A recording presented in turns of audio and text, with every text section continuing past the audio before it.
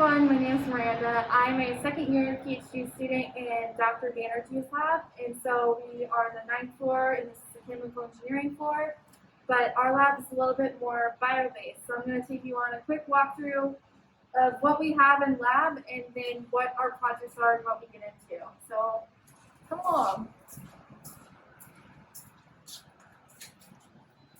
So we are primarily on the 9th floor with a couple of different equipment, different tools that we use on different floors, but we're primarily focused here. So we have a cell culture room that is ours, we have a cold storage room that's ours, and then we have two huge bench areas that are also ours, and an equipment room, or the orange room, which I will show you guys. So we're going to start in our cell culture room, and so this is where primarily most of us work, and this is where we interact with the cells. So our lab is primarily a stem cell focused lab. So we work a lot with iPSCs, which are induced pluripotent stem cells, and primarily this comes in the form of two projects. So one of our projects is that we have a big focus in bioprinting. So right now we are trying to bioprint these stem cells, and one, check to make sure that they're viable after printing, and then two, check to make sure that they can actually differentiate. So maybe in the future you could get to more like an organ transplantation situation. And so our other project that we're working on right now is an organ on the chip scenario. So we take these stem cells, we put them on these microchips, and we're testing them to see if we can create a pancreatic model to where we could test disease states really fast and easily to check like the cell differentiation. So that's kind of our two focuses, but we also have a lot of other side projects that we have going on too. We're very big on collaboration here. We have a thymus differentiation project. You know, we're working a lot with industry to try to get things going. So we do have a lot of other collaborations that we work with. So I'm going to start with, we have two incubators, and so we need two incubators because we have all of our chips stored in here, and so the chips take up quite a bit of space. So one incubator is primarily for our chip storage, and then the second is for any other cells that we are currently passaging and working on. And so we have two biosafety cabinets that we do most of our cell work in, but the real star of this room is that we have our own fluorescent microscope, which is really nice to have your own of.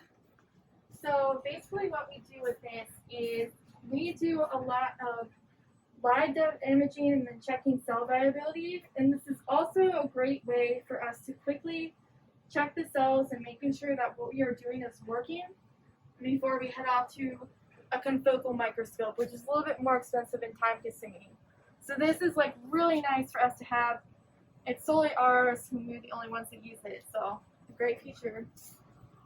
So to continue, we have our media fridge, and so this is where we store all of our media and to get ready for any passaging that we have to do. And then we also have two microscopes. So we have a dissecting microscope, and then we have an optical microscope. And so these are really great for checking confluency and just looking at the cells while we're passaging.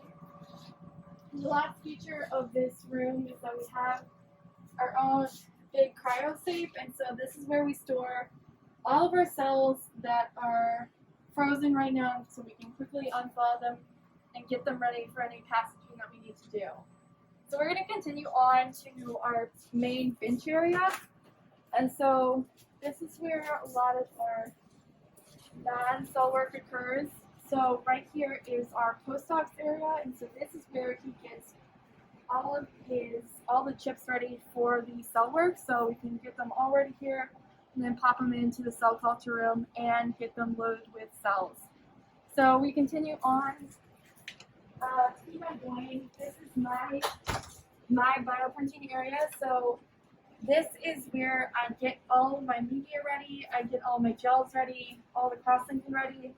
And so I actually take this and I go to the 4th floor to do all of our printing. So we have a collaboration with a bioengineering professor and so we use his printer. We have 24/7 access, and so it's a really nice top of the line cell-length BioX, and so it has 3 pneumatic print heads. You can do photo cross-linking. You can induce sterility in the environment, so you can work with cells. It's really like a top of the line, nice bioprinter to work with, which is what we use. So to keep on going, we have our cold storage, which is where we keep the majority of our extra media that we are not currently using or can't store in the 4 degree. And so it's a walk-in. And then we also have our very own -80, so we have more frozen cells in here, and then our own -20 again, so another one to have. So to continue on, you can see we have a ton of bench space, and so this is really nice for us. So when we're all in the lab, pre-COVID times, we all have our own work area and plenty of room to spread out and work on, which is really nice versus having more of like a cramped lab environment. So we have here our pH reader, and then we also continue on to, this is where we do a lot of our immunostaining. We're getting ready for our fluorescent imaging for our cells. So this is kind of the whole area all that happens. And then we're going to continue on.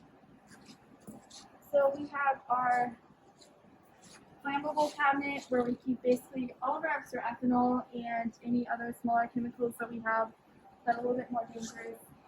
And you can see now like more clearly how much bench space that we have to use when we're all here together, so no one's running into each other or having to deal with limited space issues. We all can work here easily and share and not have any problems. So the last thing that we're going to continue on into is our equipment room, or the orange room. And so this is where we have a ton of chemical storage and equipment storage. So right here we have our weigh station, and so this is where we weigh out all our chemicals for our media, or if we're doing bioprinting, our gels. And then to continue on, we have our own flow cytometer, which we use quite a bit. And then what's really fun is we have our own light core machine. And so this is really nice for quantitative fluorescent imaging, so we can easily do this in our own lab, no problems. Our other important piece of equipment that we use, we have our own PCI machine too. And so we primarily use this to check gene expression for our stem cells and making sure we're seeing what we want to. And then to continue, we do also quite a bit of RNA-seq work. So this is where all the prep happens, where we get ready to freeze the cells and get them ready to be sent off for RNA-seq for further analysis. So this is great for us because we can use this to now check our gene expression quantitatively and see what happens in our different models that we're making and using. So that's kind of the Banerjee Lab. So yeah, I would say a really nice tight-knit group. We have a lot of different backgrounds to come from. So we're a mix of bioengineering, chemical engineering, and then material science. And so it all kind of culminates into this chemical engineering umbrella, but with more of a focus on bioengineering. So yeah, we're pretty tight-knit. We do, before COVID, we had lab lunches all the time, and now we have switched to virtual game nights quite a bit. So trying to adjust in these times, but it's a really nice collaborative environment where you feel like you can get help from your fellow PhD students and succeed in your lab. So we'd love to see you guys.